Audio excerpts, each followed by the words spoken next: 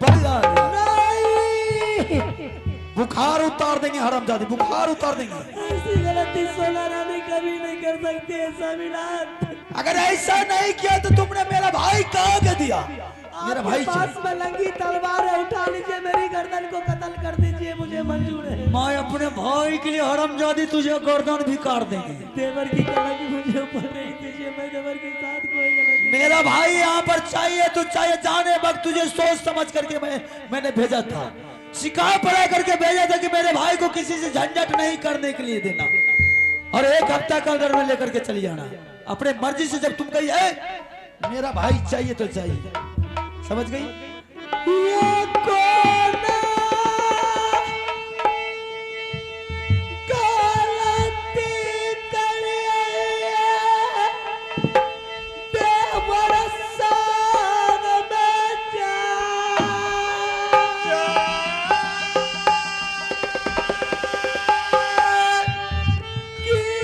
ये कलंक स्वामी दैच्छा।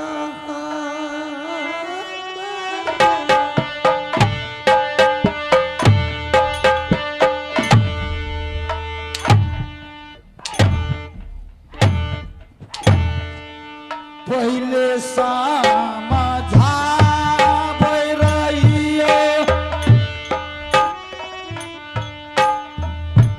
तू सामान के जाए, देखो ने कहानियां हारी मन पिया बा छोरी दे जीवाना स्वामिया वाला। भाई की भी घर में 1 मिनट नहीं रह सकते, भले तुमको मरना है मर जाओ।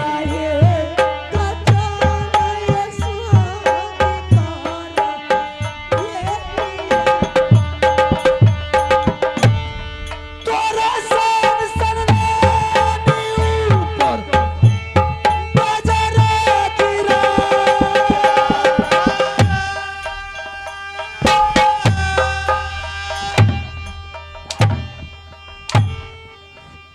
मुझे मालूम था कि तुम मेरे भाई के साथ बदला लेगी। भला चाहती है तो मेरे भाई मेरे सामने कर दे, वरना तुम शक्ल दिखाने के लिए राजभवन के दरबार में नहीं आएगी। अभी मैं तुझे मौका दे रहा हूं, जब तक मेरा भाई नहीं मिलेगा तब तक तू लौट करके दरबार नहीं। आज से महारानी का नाता खत्म हो गया।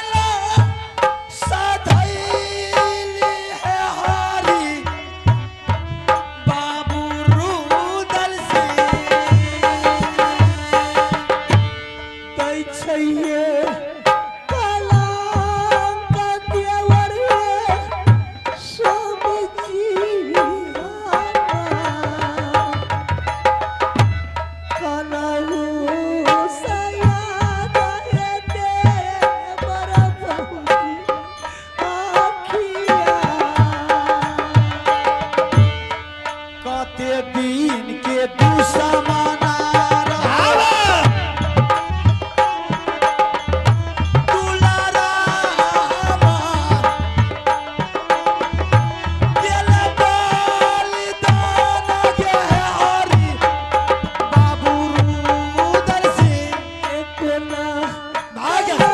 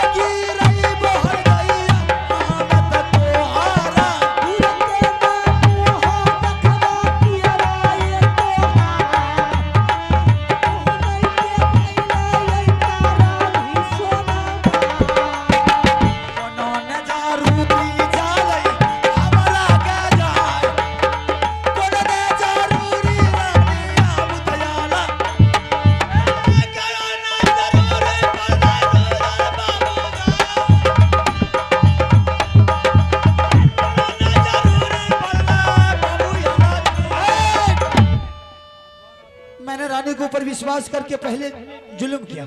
अगर मुझे पता चलता कि रानी मेरी ऐसी करेगी आगे चल करके तो मैं रुद्र सिंह की जाने के लिए नहीं देता। और मैं अपने भाई को अपने बच्चे के समान पाल पोस कर कितना बड़ा था, कभी ये नहीं सोचा था कि ये मेरा भाई है। जब भी सोचा था कि मेरा ही औलाद है, भाई का मैंने एक बचपन से पाल पोस कर कितना बड़ा किया। अरे बहुत पूर्व की बात है, माँ की गोद में छोटा सा था 5 वर्ष का, उस समय हम थे। झगड़ू सिंह पिताजी को सर काट करके दरबार में लटका दिया। उस दिन छापामारी कर करके दुनिया में ढिंढोरा कर दिया था कि अगर रुदल सिंह को और आलास सिंह को उसकी माँ का अगर कोई बिलमा कर रखा था, साले सभी को सर काट करके सिंह दरबार में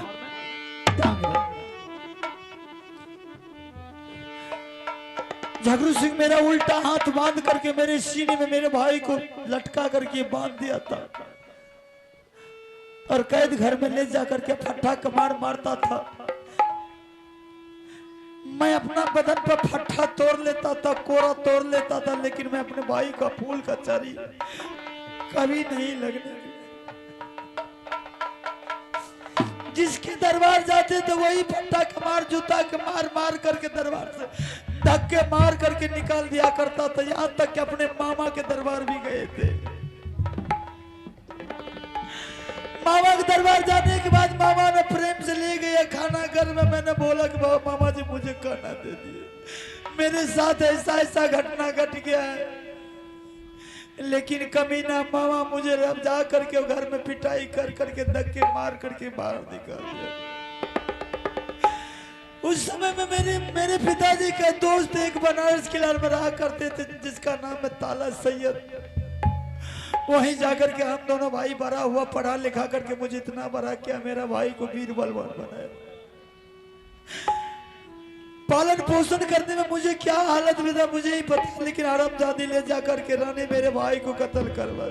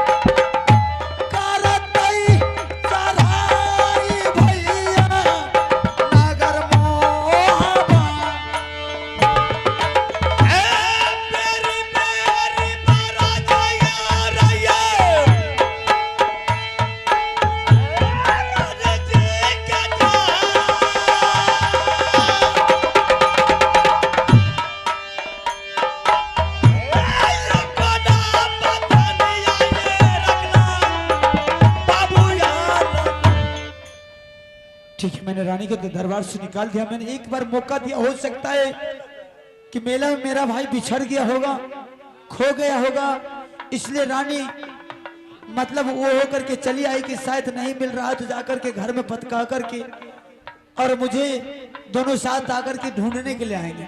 लेकिन मैंने उसे एक बार चेतावनी दिया, कम से कम अगर कहीं मेरा भाई फंसा होगा या खो गया होगा तो ढूंढ कर तो ले आएगी, अगर नहीं लेकर के आएगी कुछ दिन के, एक हफ्ता के अंदर में, तो फिर उसके बाद मैं कुछ सोचेंगे। ठीक है, तब तक के लिए मैं दरबार में इंतजार करते। अरे तब महाराजा रे नंद के लाल थोड़ा चर्चा बदनामी अब लाल बेला गया काला तोरा चर्चा बिरिया एक दिस बैठे पठान दला बढ़िया बैठे कुर्सी कुर्सी एक दिस बजे बनवा दलाल अल्लाह बाटे कुर्सी कुर्सी जोरी का नाम मनोहमा जोरी जोरी का ललकारा जोरी काना मार हमार जोरी जोरी बोलल कर बढ़िया चला यला भगवान बढ़िया बैठे हो अब दरबार में बढ़िया चला याला करदा जल्दी गाना बिरिया चुमिए गेल सभिया गैना टावर ना घर लगे जाय चला ना ये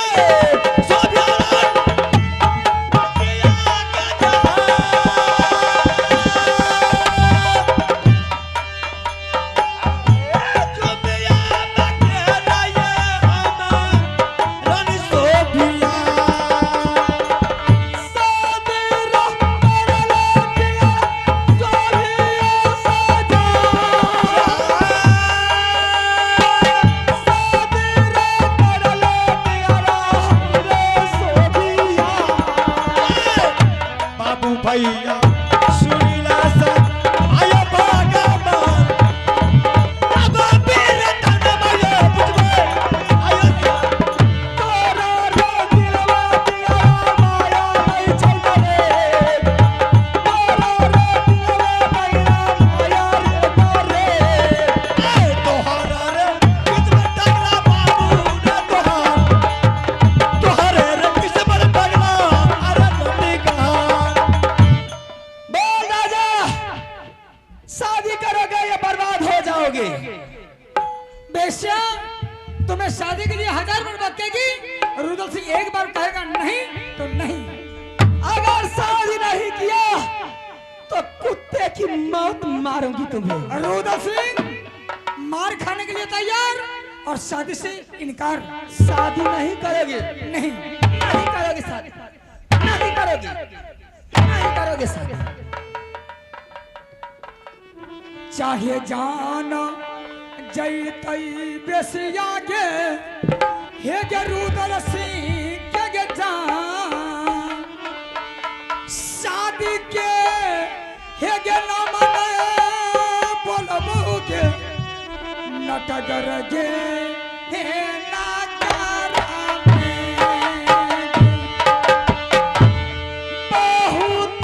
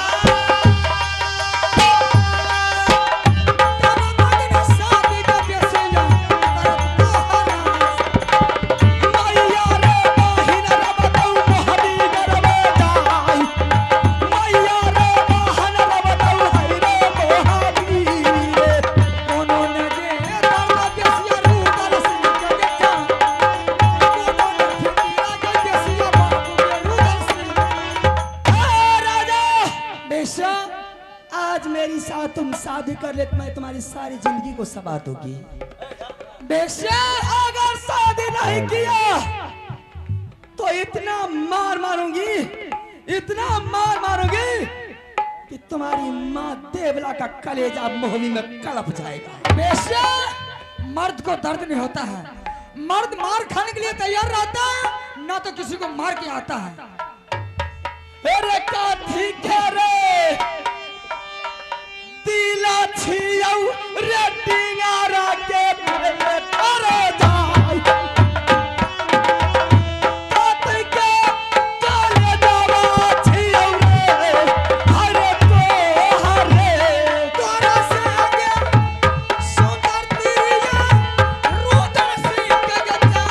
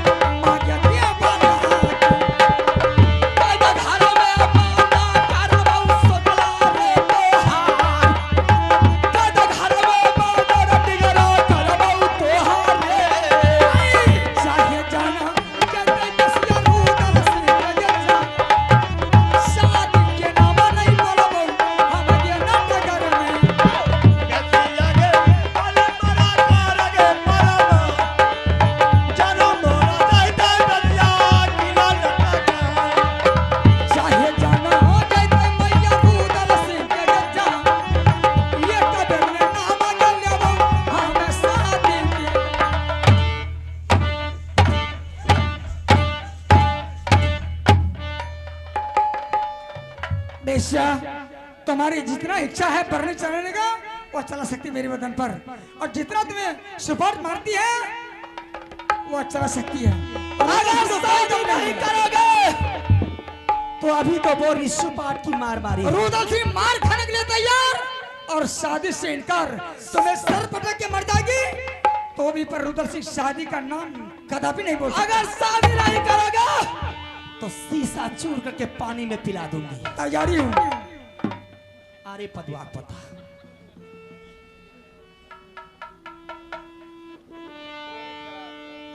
पर चोटा नहीं ले छोरे, जितना इच्छा भरपूर मार सकती है। शादी कर ले वरना चाकू से हलाल कर दूंगी। शादी? हाँ बेहूदी, अगर शादी करने का इच्छा थी तो मैं अपने बाप से शादी कर ले।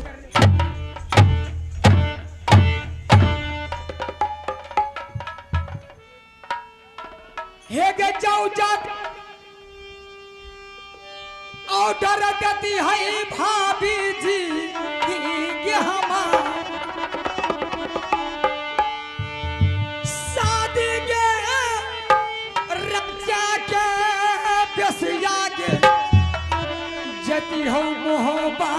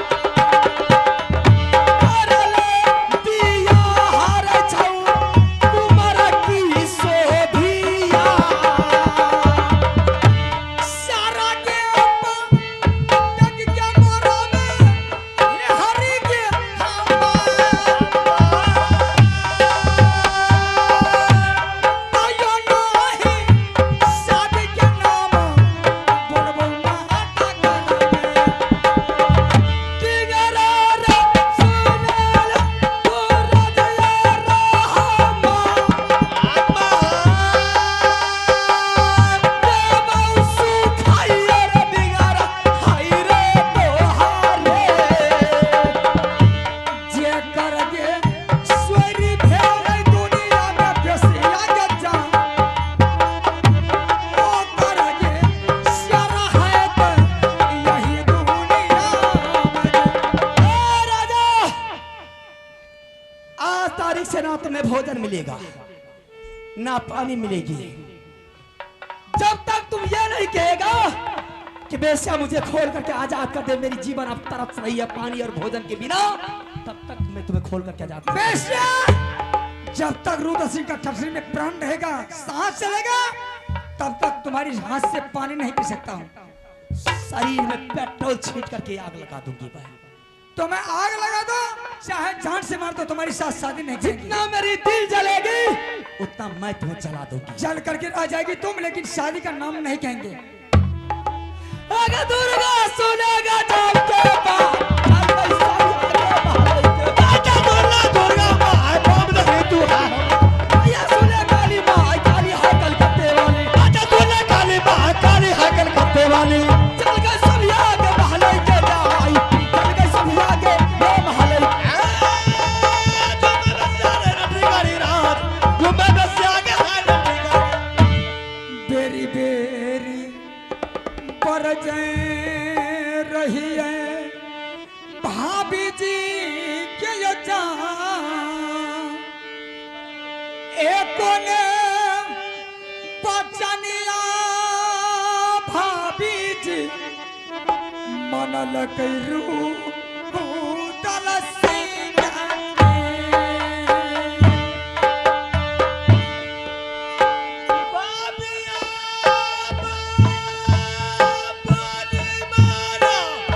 गंगदेव जी समाज को सुनते हैं जहाँ चाहिए कृपया हमारे ग्रीन रूम आने की कष्ट करें गंगदेव बाबू इस समाज को सुनते हैं तो हमारे ग्रीन रूम आने की कष्ट करें गंगदेव